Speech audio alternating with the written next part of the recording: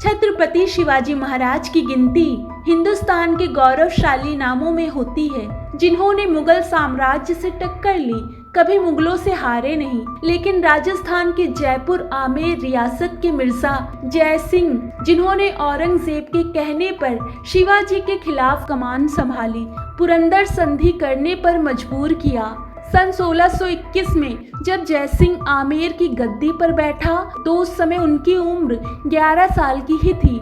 उनके जीवन काल में मुगल सल्तनत 3 लोगों जहांगीर, शाहजहां, औरंगजेब के पास थी। शाहजहां ने ही कंधार अभियान पर जाते समय जयसिंह को मिर्जा की उपाधि दी थी। शाहजहां की मौत के बाद उनके चारों बेटों के बीच उत्तराधिकारी संघर्ष में जयसिंह ने दारा शिकोह का साथ दिया, लेकिन जब औरंगजेब इस लड़ाई को जीत गया तो जयसिंह ने आगरा जाकर औरंगजेब से मुलाकात की और हर तरीके से सहयोग का भरोसा दिया। औरंगजेब भी जयसिंह के युद्ध कौशल को जानता था, इसीलिए उसने भी जयसिंह को अपने साथ रखने में भलाई समझी। औरंगजेब ने शिवाजी को हराने के लिए बीजापुर के सेनापति अफजल खां से लेकर अपने मामा शाइस्ता खां को भेजा, लेकिन सबकी हार हुई। फिर औरंगजेब ने शिवाजी को हराने के लिए राजा जयसिंह को भेजा। जयसिंह अपनी विशाल सेना के साथ पुरंदर के किले को घेर लेते हैं। शिवाजी के सामने 2 विकल्प रखे जाते हैं,